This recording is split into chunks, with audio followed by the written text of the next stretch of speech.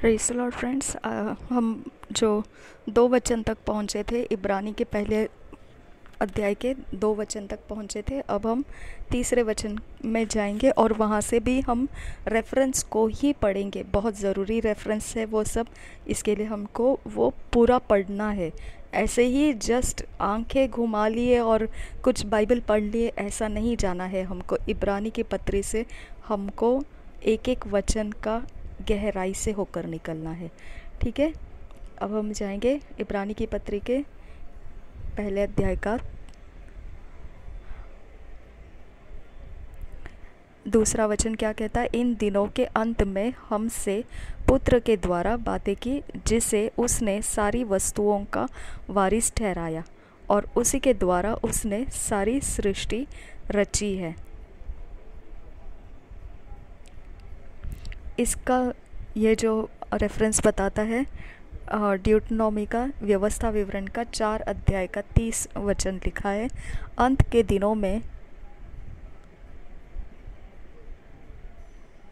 जब तुम संकट में पड़ो और ये सब विपत्तियां तुम पर आ पड़ेगी, तब तुम अपने परमेश्वर यहोवा की ओर फिरो और उसकी मानना। ये वचन आपको एकदम क्लियरली बताता है कि सारी सृष्टि के अंदर हमको कोई भी विपत्ति, कोई भी संकट पड़े, कोई भी क्वेश्चन मार्क आ जाए, कहाँ पर भी हल निकल नहीं रहा है, ऐसी अवस्था आ जाए, तो हमको क्या कर सकते हैं? हम अपने परमेश्वर यहोवा की ओर फिरो और उसकी मानना। अब जब हम एक आशा का रास्ता यहाँ वचन में से प्राप्त किए, तो वो रास्ता जब हमको लेना है, तो परमेश्वर कहता है वो रास्ते के जो फुटस्टेप्स है, वो फुटस्टेप्स को हमको अपने अंदर से लेके चलना है, विश्वास में लेके चलना है। ओके, ये नहीं कि वहाँ वचन लिखा है और हम कुछ और कर रहे हैं, ऐसा नहीं चलता है।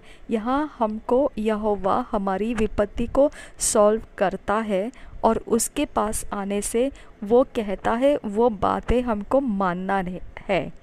ओके, मान लेना है और उसके अनुसार हमको करना है। फिर चाहे कितनी भी कठोर चीज़ हो, जो हमको लगे ऐसा कि ये कैसा परमेश्वर हमको ऐसे करने के लिए कह रहा है, ये तो हमारी बहुत ही मुश्किल वाली बात है, हम ऐसा नहीं कर सकते।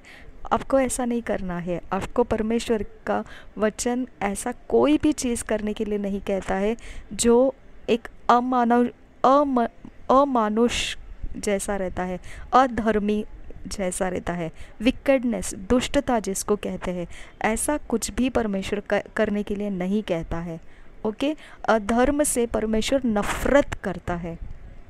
ओके, शैतान के राज्य में बहुत कुछ ऐसा है जो लोग डरते हैं मानने के लिए, क्योंकि उनको मालूम है वहाँ पर कुछ इतने ज़बरदस्त ऐसा फुटस्टेप्स देता है कि वो मनुष्य को मानना मुश्किल हो जाता है। ठीक है, लेकिन परमेश्वर अधर्मी परमेश्वर नहीं है। ये परमेश्वर यहोवा धर्म के साथ प्रेम रखने वाला परमेश्वर है और अधर्म से नफरत करने वाला परमेश्वर है। वो दयालु परमेश्वर है। ओके, वो करुणामय परमेश्वर है, अनुग्रहकारी है वो। ठीक है, वो सच्चाई का परमेश्वर है। वो सच्चाई के मार्ग में आने के लिए जो बोलता है वो करने में हमको सहायता भी करता है, अनुग्रह देता है। ओके, हमारी मदद करता है वो। ठीक है, मैंने एक कमेंट पढ़ा आज कि ऐसा कोई लिखा कि बहुत कुछ उसके ऊपर ऐसे समय आ गए कि अब वो आगे बढ़ना नहीं चाहते हैं, बस एकदम उनका लाइफ रुकने जैसा हो गया है। नहीं, आपका ये लाइफ रुकने जैसा नहीं हुआ है। आपके ऊपर ये कब्ज़ा डाला गया। ओके, जब हम ऐसे संकट में पड़ते हैं तो यहाँ परमेश्वर का वचन बता रहा है हमको, कोई भी समय, कोई भी विपत्ति हो, कोई भी संकट हो, कोई भी परेशानी हो, कोई भी समय हो, कोई भी कैसा भी समय हो, ओके, जो भी समय हो, जहाँ पर भी आपको आगे बढ़ना मुश्किल लगता है, क्या करना है? यहोवा की ओर फिरना है और उसका वचन हमको धार्मिकता का रास्ता दिखाता है, वो धार्मिकता का रास्ता हमको चलना शुरू करना है। आया समझ में? अब वो आपने यहाँ पे सीख लेना है कि हमको परमेश्वर के पास सब वचन के द्वारा धार्मिकता के रास्ते मिलते हैं, और धर्म के रास्ते हमारे लिए ज़िंदगी के रास्ते हैं। ठीक है, इब्रानी के 9 अध्याय का 26 वचन देखेंगे। नहीं तो जगत की उत्पत्ति से लेकर उसको बार बार दुख उठाना पड़ता, पर अब युग के अंत में वह एक बार प्रकट हुआ है, ताकि अपने ही बलिदान के द्वारा पाप को दूर कर दे। अब पाप को उस यीशु मसीह ने बलिदान के द्वारा दूर किया है। ये वाक्य, ये सेंटेंस आपके दिमाग के अंदर इतना मजबूती से पकड़ लेना है, ये आपका गढ़ बन जाना है, मजबूती बन जाना है। ओके, परमेश्वर ने कहा कि यीशु मसीह ने बलिदान के द्वारा पाप को दूर कर दिया। तो आप अपने आप को जब दोष लगाते हैं, जब आप अपने आप के ऊपर कोई ऐसा समय देखते हैं कि आप, ऐसा लगता है आपको कि आप बहुत गिर चुके हैं लाइफ में, या बहुत कुछ आप ऐसे अवस्था में हो चुके हैं कि आप एक इंसान की तरह, एक जो बहुत अच्छे जीवन का माहौल रहता है वो आपके सामने रुक रहा नहीं है बाकी, तो आप अपने आप को उसमें से छुपाने की कोशिश करते हैं। देखो, छुपाने का रास्ता पाप का रास्ता है। ओके, आपको अपने आप को उस अवस्था में नहीं देखना है जो आपको शर्मिंदगी महसूस कराएगा। अपने आप को वहाँ से मत देखो जहाँ से आप कंपैरिजन करते हैं कि लोग अच्छे हैं और हम बुरे हैं। ऐसा मत करो। ओके, जब आप मसीह में हैं, हम लोग जब मसीह में आते हैं तो हमारे अंदर का शर्मिंदा होने का जो एरिया ऑफ लाइफ था मनुष्य में, वो था पाप। ओके, और वो पाप को ही, जैसे बोला गया है, आसमान को चादर की तरह लपेटकर परमेश्वर अलग कर देगा, ऐसा बोला है। पृथ्वी नाश हो जाएगा, ऐसा बोला है। वैसा ही पाप को दूर कर दिया है, अलग कर दिया है हमसे। ओके, दूर कर दिया है। वो हमारे अंदर, हमारे साथ, हमारे मेल मिलाप में नहीं रखा है। ठीक है, तो हमको अगर पाप नहीं है तो पाप का दंड नहीं है। ओके, और पाप का दंड नहीं है तो पाप का हमारे साथ कोई रिश्ता ही नहीं है। ठीक है, तो हमारे मसीही जीवन के अंदर सिर्फ बखेड़े और विपत्तियां और संकट जैसा कुछ दिखता है तो वो सिर्फ शत्रु ने हमारे ऊपर लगाया हुआ दांवपेच है और कुछ नहीं है वो। ओके, अब यहाँ पे आपको ANM मिनिस्ट्री का, हमेशा अंकुर नरुला मिनिस्ट्रीज़ का एक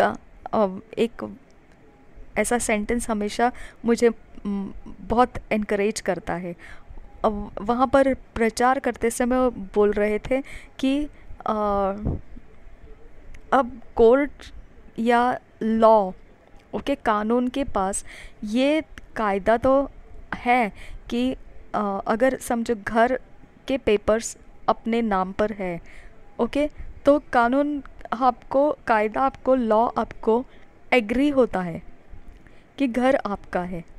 ठीक है, और आप उस घर के मालिक हैं। ठीक है, लेकिन इसका मतलब ऐसा नहीं है कि कोई वो घर को ज़बरदस्ती लेने की कोशिश नहीं करेगा। ये लॉ नहीं बताता है। ओके, लॉ सिर्फ उतनी ही दूरी तक बोलता है जहाँ तक पॉजिटिव है, लेकिन नेगेटिव की तरफ से कोई ज़ोर ज़बरदस्ती से आपका घर लेना चाहता है, ये वो नहीं बताता है। ओके, और फिर बाद में उसने, लॉ ने उन बातों के ऊपर एक कार्रवाई रखी है कि अगर कोई ऐसा ज़ोर ज़बरदस्ती से लेना चाहता है तो उसके ऊपर घर के मालिक ने कोर्ट करना है, केस करना है, और केस को जीतना है। ये बड़ी बात है। ओके, कोर्ट के अंदर केस लाना है और केस को जीतना है। समझ में आया? तो जो घर के मालिक का विरोधी है, जो ज़बरदस्ती घर छीन लेना चाहते हैं, वो अपनी तरफ से अपनी ताकत को लगा रहे हैं कि घर का मालिक हार जाए। ओके, वो अपनी तरफ से अपनी ताकत, अपनी कुव्वत को इस्तेमाल कर रहे, टेढ़े मेढ़े रास्ते इस्तेमाल कर रहे, और फिर घर का मालिक तो सीधा रास्ता इस्तेमाल कर रहा है। ठीक है, अब ये है कौन जीतेगा, क्या वो विरोधी जीतेगा या फिर घर का मालिक जीतेगा।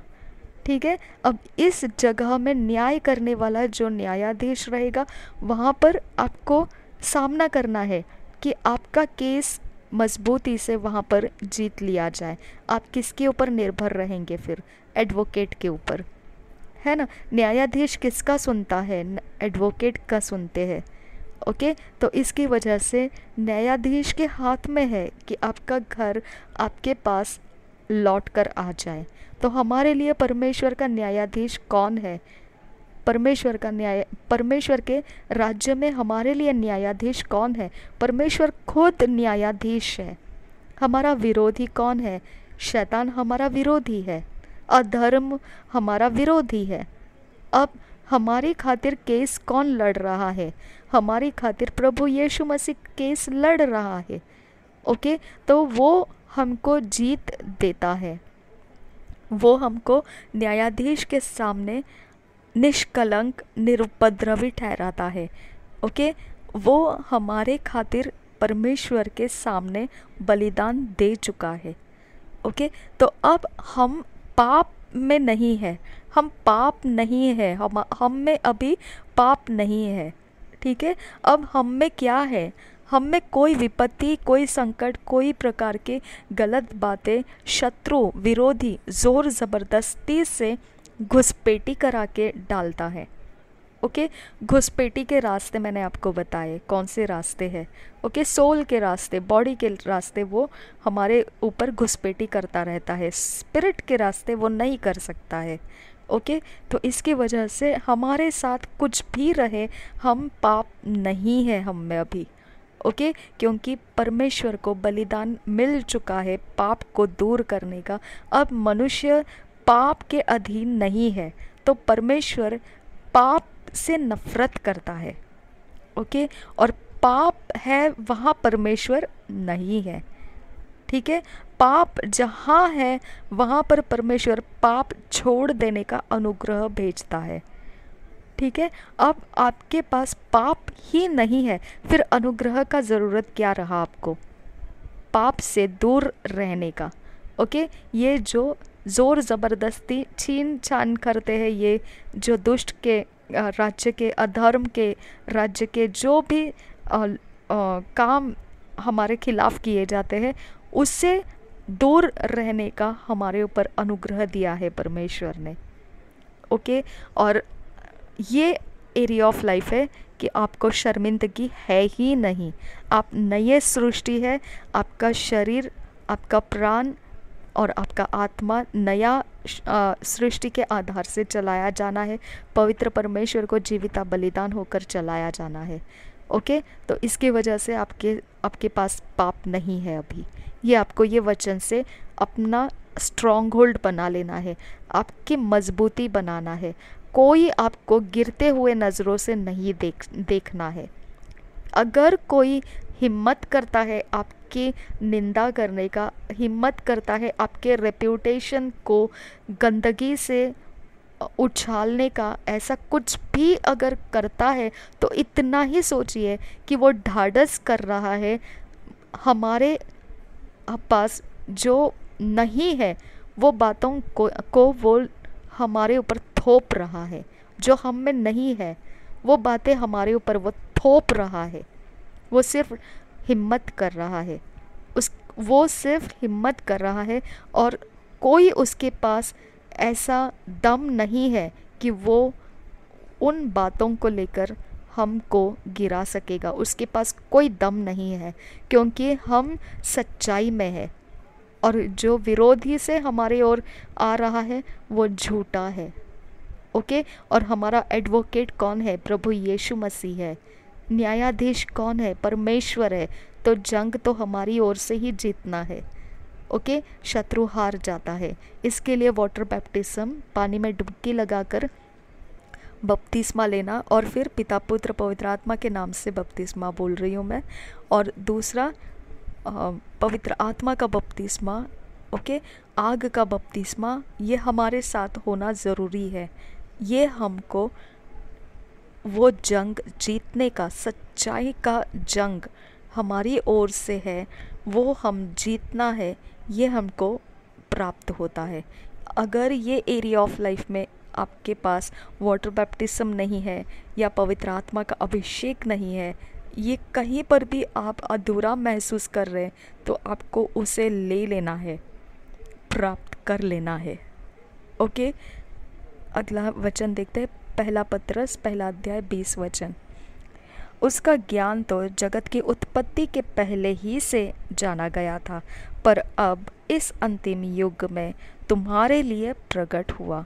मतलब प्रभु यीशु मसीह के बारे में आज मैं परमेश्वर से बातें कर रही थी कि परमेश्वर, ये प्रभु यीशु का पीढ़ियों से हमारे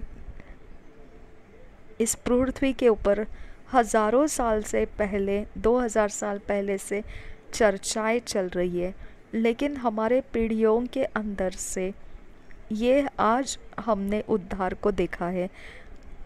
कैसे, क्या ये ज्ञान इतना, और वो भी हमने जन्म लेते ही नहीं देखा, वो भी हमने कुछ समय काटा 20-25 ईयर्स तक, और फिर हमने उद्धार को प्राप्त किया।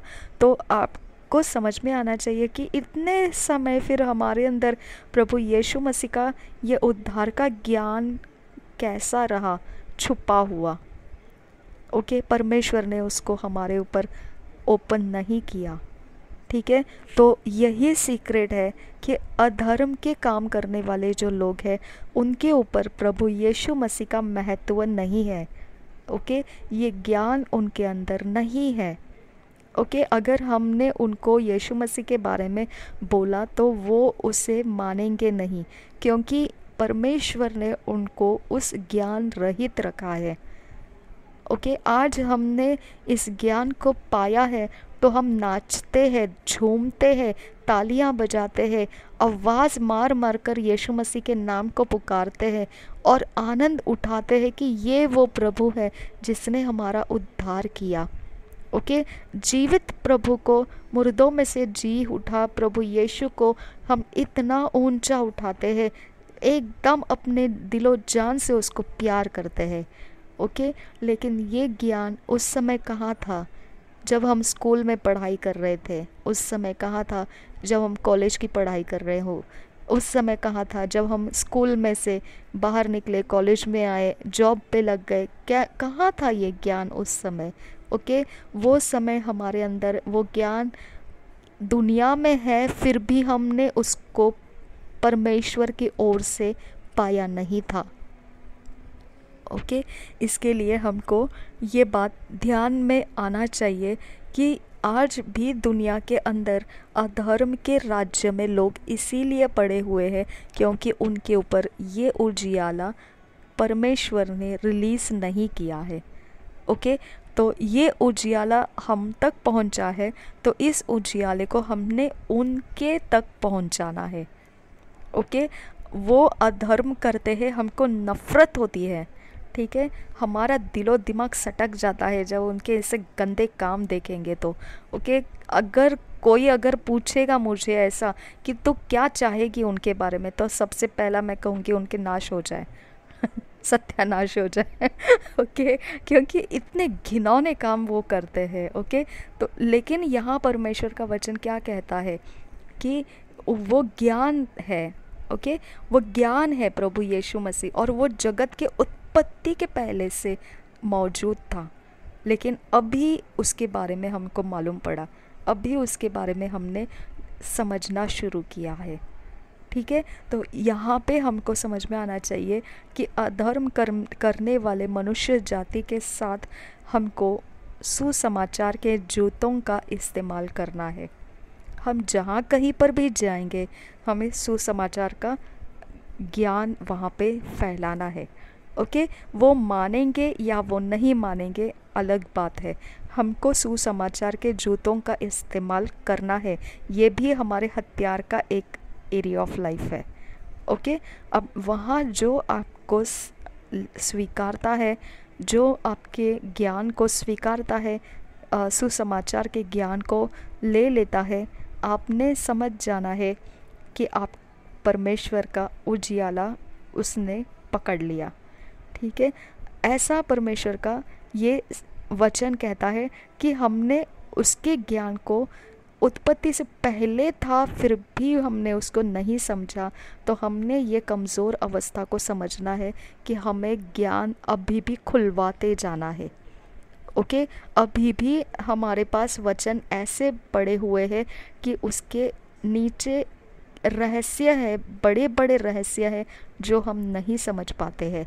ओके, उसको खुलवाना है, उसको परमेश्वर से मांग मांग कर खुलवाना है। ठीक है, जैसे जैसे हमारे अंदर वो परमेश्वर के ज्ञान खुलता जाएगा, प्रकट होता जाएगा, वैसे वैसे हमको हर एक बात का आगे हमें रास्ता निकलने का रास्ता मिलता जाएगा। ओके, हम वहीं पर अटक जाते हैं जहाँ पर हमारा ज्ञान कमज़ोर पड़ जाता है। ओके, जहाँ पर हमको दिखाई नहीं देता है परमेश्वर की ओर से हमको क्या है और क्या नहीं दिखाई नहीं देता है, वहीं पर हमारी हारने की अवस्था हमको लगती है। लेकिन पहली बात तो ये है कि हारने की अवस्था तो बिल्कुल झूठी है, वो सच नहीं है। ओके, इसकी वजह से हारने की तो बात ही नहीं बनती है। यहाँ पर जो भी है वो जीत की ही बात है। लेकिन परमेश्वर के हर एक वचन का हमें ज्ञान प्राप्त करने का इस समय हमको बहुत अच्छा मौका रहता है। जब हम कोई विपत्ति में रहते हैं, कोई संकट में रहते हैं, कोई हमारे विरोधी आ जाते हैं हमारे खिलाफ में। ओके, ये बहुत अच्छा समय रहता है कि परमेश्वर का ज्ञान ज़्यादा से ज़्यादा हमारे अंदर खोलने की प्रार्थना परमेश्वर से करना है और खींचते जाना है परमेश्वर के ज्ञान को। ठीक है, इब्रानी के पहले अध्याय का 5 वचन, क्योंकि स्वर्गदूतों में से उसने कब किसी से कहा कि तू मेरा पुत्र है, आज तू मुझसे उत्पन्न हुआ, और फिर यह कि मैं उसका पिता होऊंगा और वह मेरा पुत्र होगा। अब ये जगह है परमेश्वर का जो इकलौता प्रिय पुत्र है, उसके बारे में हमने वचन में देखा कि इब्रानी के 9 अध्याय के 26 में देखा कि वो बलिदान दिया अपने आप का। ओके, पाप को दूर करने के लिए। ठीक है, उसको परमेश्वर ने हमारे ऊपर जगत की उत्पत्ति के पहले से है, फिर भी अभी हमारे ऊपर उसको प्रकट किया है। अब तीसरी बात यहाँ पर स्वर्गदूत के बारे में बताया। कोई भी स्वर्गदूत को परमेश्वर ने ऐसा नहीं कहा कि वो मेरा इकलौता प्रिय पुत्र है। ओके, यानी शैतान स्वर्गदूत है तो वो परमेश्वर का चहेता नहीं है। ओके, परमेश्वर ने सिर्फ प्रभु यीशु मसीह को बोला कि तू मेरा इकलौता प्रिय पुत्र है। इस बात को गले लगा लो। ओके, कि प्रभु यीशु मसीह परमेश्वर के द्वारा ठहराया गया परमेश्वर का इकलौता प्रिय पुत्र है। ठीक है, मत्ती के 3 अध्याय के 17 वचन देखेंगे, और देखो यह आकाशवाणी हुई कि यह मेरा प्रिय पुत्र है जिससे मैं अत्यंत प्रसन्न हूँ। ठीक है, तो अब हमारे पास जो परमेश्वर है उसके बारे में तो आपने चर्चाएं बहुत सुनी है। वो दयालु है, वो करुणामय है, वो अनुग्रहकारी है, वो सत्य से चलाने वाला, धर्म से प्रेम रखने वाला, वो पवित्रता में रहने वाला, वो पवित्र परमेश्वर है। ओके, पवित्रता में रहने वालों से वो संगति में रहता है। ये सब कुछ आपने देखा। ठीक है, लेकिन इसी परमेश्वर अगर प्रसन्न होता है तो क्या क्या करता है वो भी आपको समझ में आना चाहिए। ठीक है, परमेश्वर का प्रसन्न होना एक बहुत बड़ा उजियाला है, एक बहुत बड़ा रहस्य है जो खुल जाता है। ओके, वो रहस्य हमारे ज़िंदगी में खुल जाता है। वो रहस्य परमेश्वर ने यीशु मसीह के ऊपर खोल दिया क्या मिला प्रभु यीशु मसीह को? वो परमेश्वर के दाहिने हाथ जाकर बैठा और वो परमेश्वर ने प्रॉमिस दिया कि तेरे पैरों के नीचे जो चौकी है वो तेरी शत्रुओं को तेरे पैरों की चौकी बनाकर लेकर आता हूँ मैं, है ना। बड़ा सा प्रॉमिस दिया। और दूसरा, वो परमेश्वर के द्वारा स्वर्गदूत से भी ऊंचा स्थान प्राप्त किया। ओके, उसके कामों की रिवॉर्ड्स उसको मिले। ओके, उसकी महिमा को उसने प्राप्त किया। ठीक है, तो अगर परमेश्वर प्रसन्न होता है तो क्या नहीं करेगा वो हमारे लिए। ओके, बहुत बड़ी बड़ी बातें हैं उसके पास हमारे लिए। तो हमारे पास परमेश्वर प्रसन्न हो चुका है, ये हमने अपने अंदर कॉन्फिडेंस ले लेना है। और परमेश्वर ने यीशु मसीह को जैसे कहा कि वो परमेश्वर का अत्यंत प्रसन्न रखने वाला, ऐसा वो उसका इकलौता प्रिय पुत्र है। ओके, उसका मन, पिता का मन पुत्र के ऊपर प्रसन्न रहता है। ठीक है, और उस पुत्र ने हमको परमेश्वर से मिलाया है, पिता से मिलाया है। तो अब हम जो है प्रभु यीशु के कारण परमेश्वर के चहेते हैं। ठीक है, परमेश्वर के प्रिय लोग हैं, परमेश्वर के आंखों के पुतलियाँ हैं हम। ओके, प्रेशियस है हम। ठीक है, तो हमारे पास अब परमेश्वर का फेवर है, परमेश्वर का बैकिंग है, परमेश्वर के स्वर्ग का सब कुछ हमारे लिए, सारी बहुतायत परमेश्वर ने हमको दे दिया है प्रभु यीशु मसीह के कारण और उसके ही द्वारा, उसके बलिदान के स्वीकारा गया इसके वजह से। ओके, तो हमने प्रभु यीशु मसीह के कारण ये इतना बड़ा पोजीशन परमेश्वर से पाया है, जो परमेश्वर शैतान का सत्यानाश करने जा रहा है, जिसने शैतान का फ्यूचर ख़त्म कर दिया है, जिसने शैतान को लज्जित कर दिया है, उसके किंगडम को उसने मजाक बना दिया है, इतना बड़ा उसका तमाशा करवा दिया है। और फिर अब हम लोग किस पोजीशन में है, आपको यीशु मसीह के कारण आपका पोजीशन देखने को मिला यहाँ पर। ओके, परमेश्वर जिसने शैतान को पनिश किया, वही परमेश्वर ने हमको फेवर किया है। ओके, हमसे प्यार किया है। ओके, प्रभु यीशु मसीह का बलिदान लेने की वजह से हमको उसने पाप से दूर किया है, हमको उसने अपने करुणा से भर दिया है, हमको उसने अपने फेवर के द्वारा बहुत कुछ बहुतायत स्वर्ग के जगहों में से दिया है। ओके, तो हमने ये बात को अंदर से पकड़ लेना है कि हम परमेश्वर के फेवर के लोग हैं, हम परमेश्वर के चहेते हैं। ओके, शैतान नहीं, शैतान अधर्मी है, अधर्मी से परमेश्वर नफरत करता है, अधर्म परमेश्वर का बैरी है। ओके, परमेश्वर अधर्म से बैर करता है। ओके, परमेश्वर अधर्म से बैर रखता है। ओके, तो हम परमेश्वर के फेवर में हैं और धर्म से पहचाने जाते हैं। ठीक है, तो हम प्रभु यीशु मसीह के कारण ये पोजीशन को ले लिए हैं, जो इसके ऊपर कोई नहीं है, कोई नहीं, दुनिया की कोई ताकत नहीं है। ओके, अब इब्रानी के 3 अध्याय का 6 वचन देखिए। पर मसीही पुत्र की नाई उसके घर का अधिकारी है और उसका घर हम है, यदि हम साहस पर और अपनी आशा के घमंड पर अंत तक, देखो आपको दृढ़ता से स्थिर रहे कहा है। ओके, आपको ये एरिया ऑफ लाइफ आपको सोल में डरा देता है।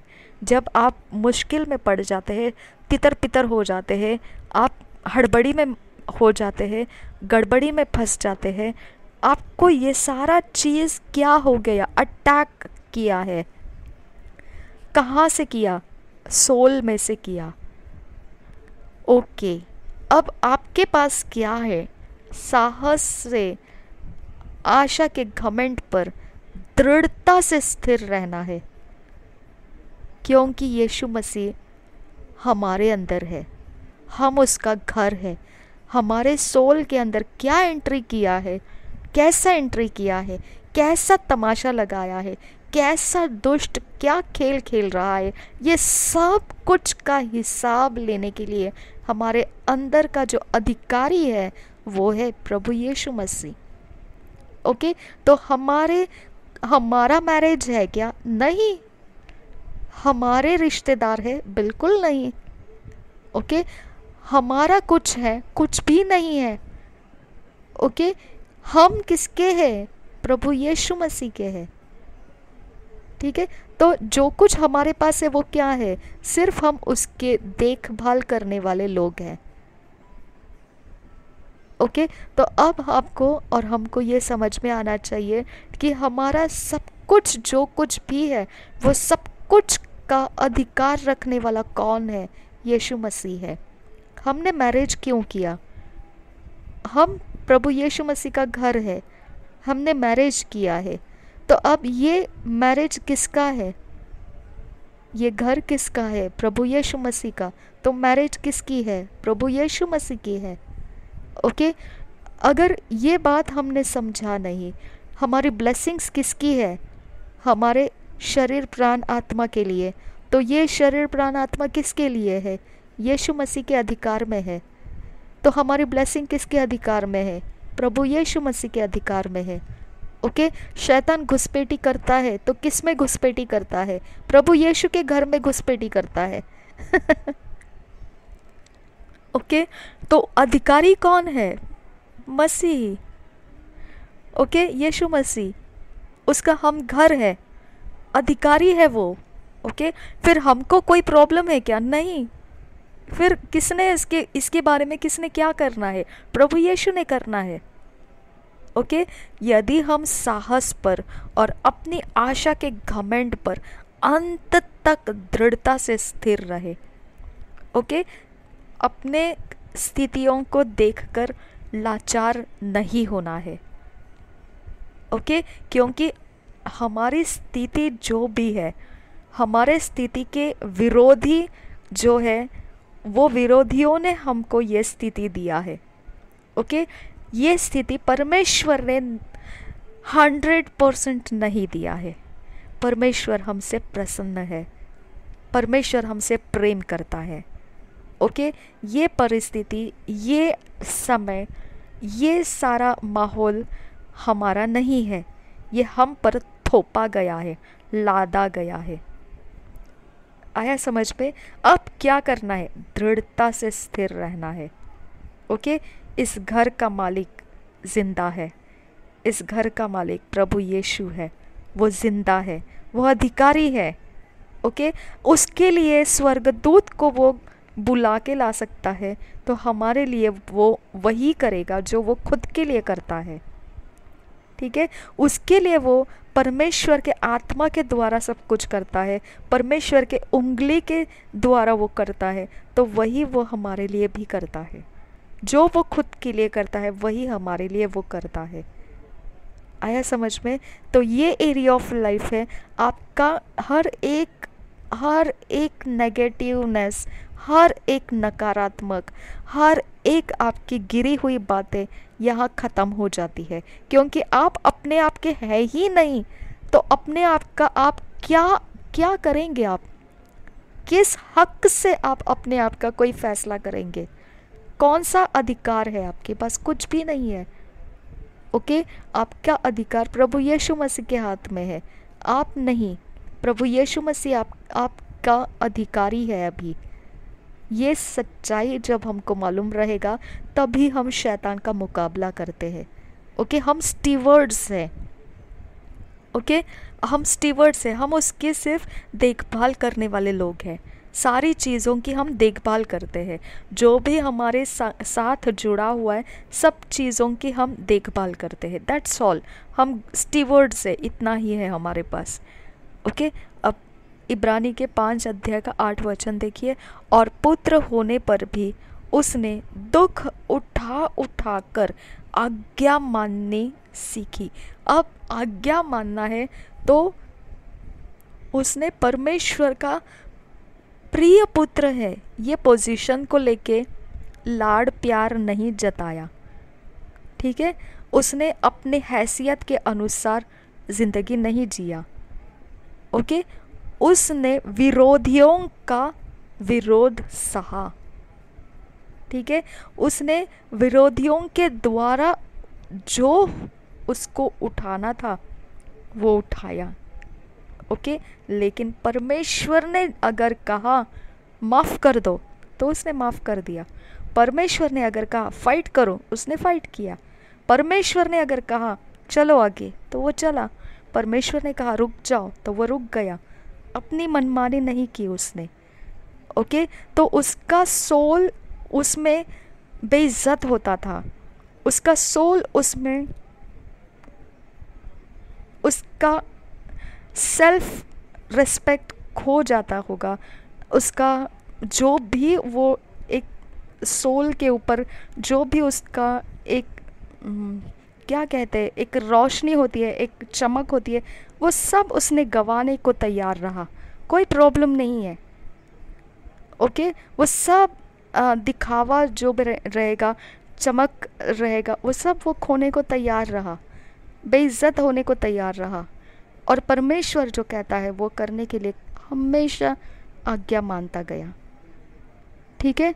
तो ये हमारा प्रभु यीशु मसीह है, ठीक है। अगर इसने हमको बोला है कि मैं तुम्हारे साथ सदा सर्वदा के लिए है, तो बात ख़त्म कर देना है। हमको ये भूलना नहीं है कि इस समय, इस अवस्था में प्रभु यीशु हमारे साथ है। उसका वायदा है, उसका वचन है, वो झूठ नहीं है, वो सच्चाई है। हमको वही सच्चाई को दृढ़ता से पकड़ के रखना है और हमारे अंदर ज़रा भी डाउट नहीं लाना है कि हम कहाँ हैं, हम क्या है, हम कहाँ पड़े हुए हैं, हम कैसे जा रहे हैं, हम कैसे होगा। Forget it. आया समझ में? Forget it. क्योंकि देखो, आपको नहीं मालूम पड़ेगा विरोधी का सामना प्रभु यीशु कैसा करेगा, आपको नहीं समझ में आएगा, ओके। ये आत्मा के जगत में आपको दृढ़ता से स्थिर रहने के लिए कहा गया है, ठीक है।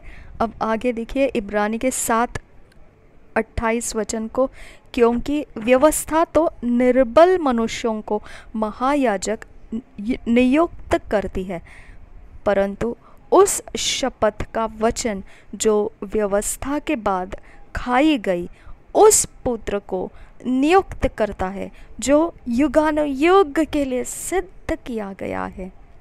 क्यों चाहिए महायाजक? क्यों चाहिए? क्यों परमेश्वर ने महायाजक को ठहराया? ओके, क्या है व्यवस्था का ज़रूरत? क्या है परमेश्वर को? देखो, परमेश्वर को अगर मनुष्य के ऊपर अपनी पावर को चलाना है, ओके, तो उसका रास्ता भी उसको दिखाना पड़ता है। वो रास्ता उसने दिखाया, व्यवस्था, महायाजक, ओके। अब ये आप एस्तर को याद कीजिए, जब उसको उस बादशाह के सामने जाना था चुनाव होने के लिए, तो बादशाह ने उसके सामने छड़ी को आगे किया और वो छड़ी को छुआ, ओके। तो ये एरिया ऑफ लाइफ क्या दिखाता है कि हमारे पास परमेश्वर कनेक्शंस रखा है, ओके। अब परमेश्वर मनुष्य को पाप में है और पाप का बलिदान देने के लिए कहता था, ओके। और पाप के साथ परमेश्वर संगति नहीं रखता है, अधर्म है, पाप अधर्म है, अधर्म का परमेश्वर के साथ कोई मेल नहीं बैठता है। और मनुष्य में तो अधर्म राज्य कर रहा था, ओके। ये अधर्म का उसने इलाज किया कि मनुष्य को व्यवस्था दिया जाएगा, वो व्यवस्था पालन करने के लिए महायाजक नियुक्त किया जाएगा और वो महायाजक जो बोलेंगे व्यवस्था के अनुसार वैसा वो करेगा और उसके साथ परमेश्वर मेल रख के लोगों को जो देना है वो देगा, ओके। अब यहाँ पर ये नियुक्त किया गया है जो युगानुयुग के लिए सिद्ध किया गया है, ओके। अगर हमारा महायाजक कभी फेल नहीं होने वाला है, हमारा महायाजक कभी भी निर्बल नहीं है, वो हमेशा बलवंत है, पवित्र है, युगानुयुग है, कभी ना गिरने वाला, ऐसा वो महायाजक है। और वो महायाजक को परमेश्वर कनेक्टेड है और उसके कनेक्शन में से हमारे से वो कनेक्टेड है। तो अब परमेश्वर हमको कभी भी नहीं छोड़ता है, कभी नहीं त्यागता है, कभी भी हम अकेले नहीं हैं, कभी भी हम पावरलेस नहीं है, कभी भी हम कहीं पर भी, कोई भी एरिया ऑफ लाइफ रहने दो, अटैक्स हमको ये डिक्टेट नहीं करना चाहिए कि हम पावरलेस है। Forget it, forget it. Attacks हमको ये डिक्टेट नहीं करना चाहिए कि हम पावरलेस है। आया समझ में? अटैक घुसपैठी है, समझा? घुसपैठी का अर्थ हम पावरलेस है ऐसा नहीं है। घुसपैठी सिर्फ हमें उस समय रहती है जहाँ पर शत्रु देखता है कि यहाँ मैं कुछ गड़बड़ी मचा दूँ, यहाँ मैं कुछ प्रॉब्लम्स क्रिएट करूँ, यहाँ मैं कुछ तो प्रकार से परमेश्वर का जो चल रहा काम है बिगाड़ दूँ। ओके, यहाँ मैं परमेश्वर का जो ऊंचा हो रहा है, जो बातें परमेश्वर की बढ़ रही है, उसको मैं घटा दूँ। ओके, उसको मैं तितर पितर कर दूँ, मिट्टी में मिला दूँ, ऐसा वो समझने की कोशिश करता है और वो घुसपैठी करता है। लेकिन मिलता कुछ नहीं है उसको, कुछ भी नहीं मिलता है, कुछ नहीं मिलता है, कुछ भी नहीं मिलता है। ज़ीरो वैल्यू है उसके अटैक का। ओके, आज मैं परमेश्वर से बात कर रही थी कि ये पावर का क्या फ़ायदा करते हैं ये लोग। ओके, सैटनिक किंगडम के पास जो पावर है, ठीक है, जो गंदे काम करते हैं, कुछ भी सताते हैं लोगों को, या ऐसे कुछ भी करते हैं, जो भी करते हैं वो, ठीक है, लेकिन फ़ायदा क्या है उसका उनको? ओके, तो परमेश्वर ने मुझे बोला यही उनका वीकनेस है उनको यही चीज़ है, उनकी बड़ी दुर्बलता है कि उनको पावर क्या होता है ये मतलब ही उनको मालूम नहीं है ओके, उनको सिर्फ ऐसा लगता है कि जैसा बोलते हैं ना कि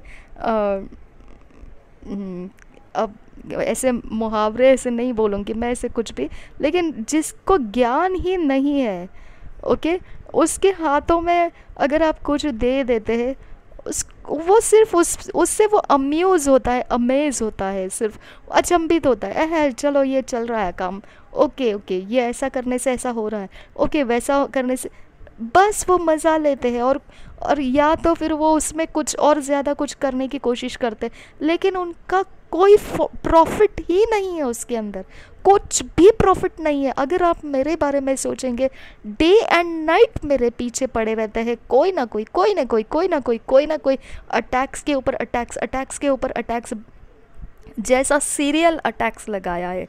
ओके, 8 बजे, 9 बजे, 11 बजे, 12 बजे, 1 बजे, 3 बजे 6 बजे, 5 बजे, ओके, सुबह के एकदम शेड्यूल लगा दिया है। माय डियर फ्रेंड्स, आप सोच सकते हैं ना कि इतना अटैक्स उनको लगाने के लिए इतना लोग उनको इकट्ठा उस टाइम पे यहाँ पे मौजूद होना पड़ता है। दुनिया के कोई कॉर्नर में भी रहेंगे तो भी उनको वो अटैक करना है ये टाइमिंग के ऊपर, तो वो यहाँ किसी को अरेंज करके जाएंगे या फिर वो वहाँ से खुद होके लौट के दौड़ते भागते यहाँ पर पहुँचेंगे और फिर अटैक करके निकल जाते हैं। क्या फ़ायदा है? ठीक है, क्या फ़ायदा है? क्या है ये? तो मेरे लिए परमेश्वर ने ये बताया। फ़िरौन के बारे में देखो, ओके, फ़िरौन के पास जादूगर थे, वो लोगों ने क्या किया? मूसा ने कुछ किया तो वो भी वैसा कर रहे थे। ओके, तो उनको लगा वो पावर है, समझ में आ रहा है? मूसा ने कुछ कर दिखाया, वो भी वैसे करते थे। मूसा ने कुछ किया, वो भी वैसे कर रहे थे। 9 पावर्स उन्होंने मूसा के सिमिलैरिटी में करके दिखाए। ठीक है, तो क्या ये पावर है उनके पास? समझ में आ रहा है आपको? पावर का मतलब वो नहीं है जो लोग समझ रहे हैं।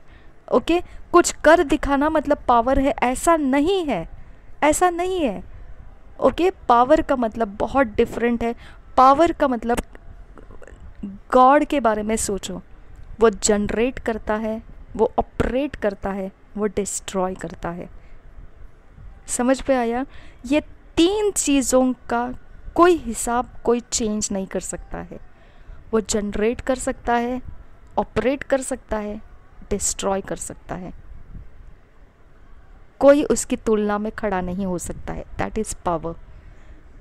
ओके, और ऐसा जो पावर हमको बैकिंग कर रहा है, तो ये प्रकार के जो कीड़े मकोड़ों की तरह यहाँ वहाँ से भाग भाग के जो इस तरह से कोई भी परेशानी आपके लाइफ में डालते हैं, आपका मैरिज डिस्टर्ब करते हैं, आपका पीस डिस्टर्ब करते हैं, आपके जॉब लाइफ डिस्टर्ब करते हैं, ओके, आपकी पढ़ाई लिखाई करियर डिस्टर्ब करते हैं, आपको कुछ भी डिस्टर्बेंस करते होंगे, फ़ायदा क्या है? आप सोचो, कोई है फ़ायदा उसके लिए?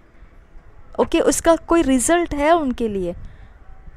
क्या है उनको? वो बस उस पावर को एक तमाशा बनाते हुए घूमते हैं, बस एक तमाशा है, कुछ उनके पास एक तमाशा करने का रास्ता है। ओके, क्या है उनके पास? तमाशा बनाने का, ड्रामा बनाने का रास्ता है।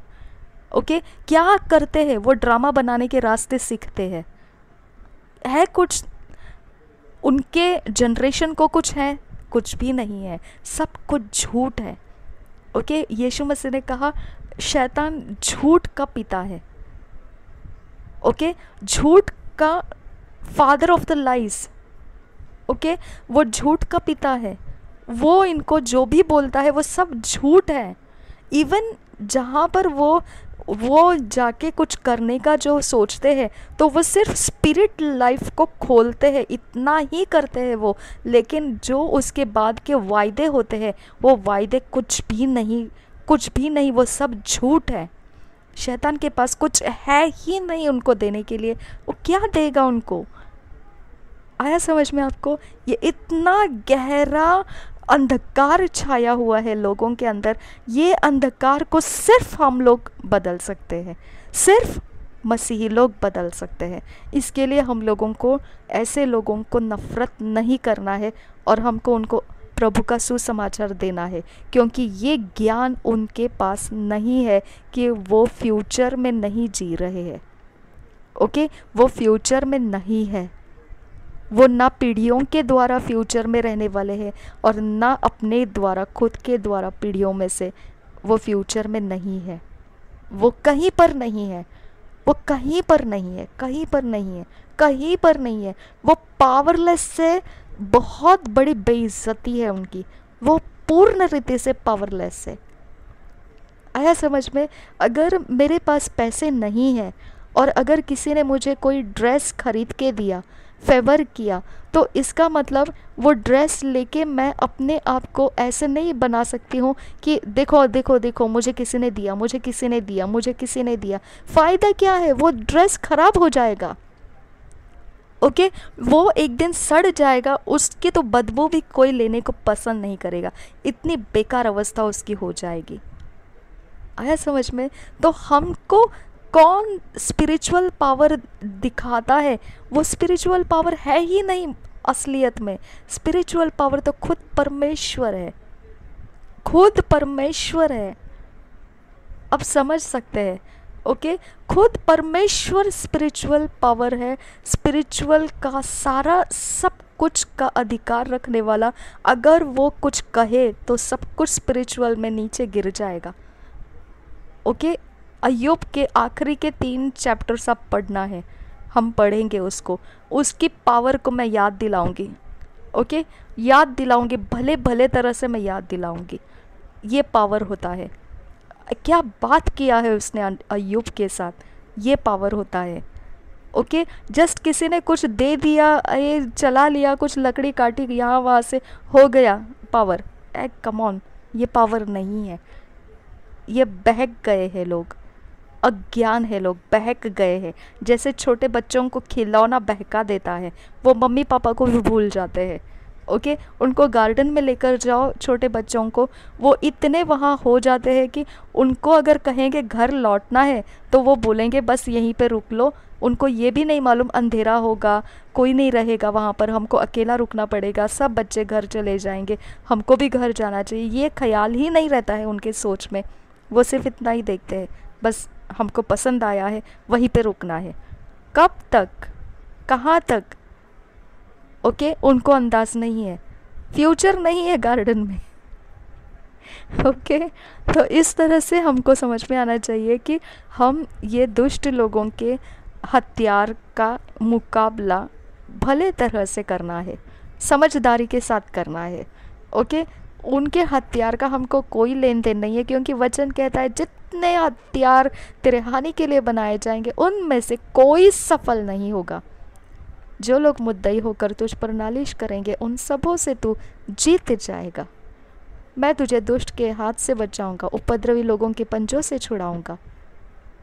ओके, तू नाग और सिंह को कुचलेगा, तू जवान सिंह और अजगर को लताड़ेगा। ठीक है, तेरे निकट 1000 और तेरी दाहिनी ओर 10,000 गिरेंगे, परंतु वह तेरे पास ना आएगा। ठीक है, मैं तुझे उद्धार का दर्शन दिखाऊंगा और मैंने किए उद्धार का दर्शन दिखाऊंगा, और हमारी ज़िंदगी को भी वो बड़ा बनाएगा, आयुष्य को भी हमारा बड़ा बनाएगा, लंबाई देगा।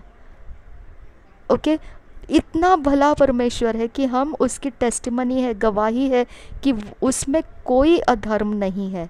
हम उसकी गवाही है कि उसमें कोई भी अधर्म नहीं है। वो न्यायी परमेश्वर है, वो न्याय करने वाला परमेश्वर है, और वो सच्चा न्याय करता है।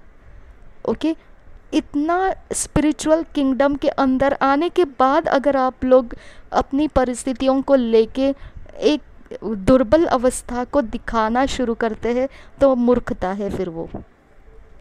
ओके, आपका विरोध ही है, आपको समझ जाना है।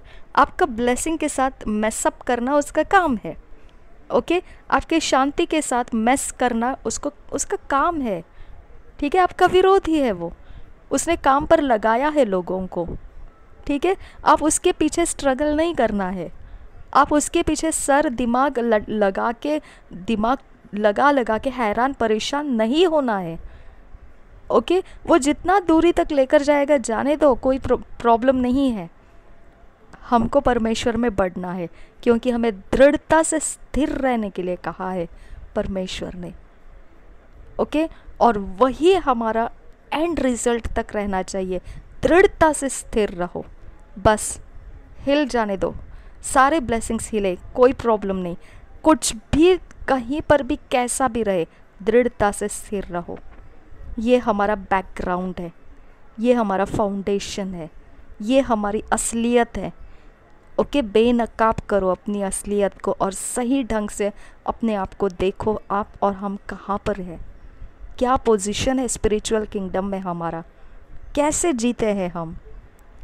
ओके, किस तरह से मायूस होते हैं, किस तरह से हम स्टोरीज़ बनाते हैं, किस तरह से हम अपने उपद्रवों की रेलचल बताते हैं, कैसे क्या हो रहा है, कैसे हो रहा है, क्या करूँ, प्रेयर करो प्रेयर करो। क्यों चाहिए आपको ये सब?